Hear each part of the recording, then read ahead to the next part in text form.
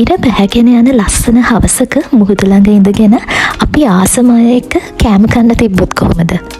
මේක අන්න ඒ වගේ ලස්සන රිලැක්සිං වයිබ් එකක් විඳින්න පුළුවන් ලස්සන බීච් රෙස්ටොරන්ට් එකක්. මෙතන හරිම ලස්සනට අරේන්ජ් කරපු ලොකු ඩයිනින් ස්පේස් එකක් තියෙනවා. ඒ වගේම කැමති විදියට ෆොටෝස් ගන්න හරිම ලස්සන ෆොටෝ ලොකේෂන් එකක් තමයි මෙතන. මේ පේනවනේ ඔයගලන්ට මේ ප්ලේස් එක කොච්චර ලස්සනයිද කියලා. ස්පෙෂල් ඩේ එකක් සෙලිබ්‍රේට් කරන්නත් මෙතන හොඳයි.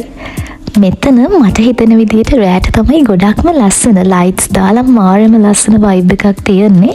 මියුසික් එහෙමත් රෑට තියෙන නිසා හොඳට එන්ජොයි කරන්න පුළුවන්. මෙයාලගේ මෙනියු එකෙත් ගොඩක් දේවල් තියෙනවා ඔයාලට තෝරගන්න. අපි try කරේ ක්‍රිස්පි චිකන් බර්ගර් එකක්. ඒක රුපියල් 1390ක් වුණා. තව අපි ගත්තා මික්ස් ෆ්‍රයිඩ් රයිස් එකක්. ස්මෝල් පෝෂන් එක 1790යි. වෝටර්මෙලන් ජූස් එකක් ගත්තා. ඒක රුපියල් 790යි උනේ. බර්ගර් එක මේ ගානට worth. මාරම රසයි. ඒ වගේම මේකට ෆ්‍රයිස් ඇඩ් වෙලා තියෙනවා.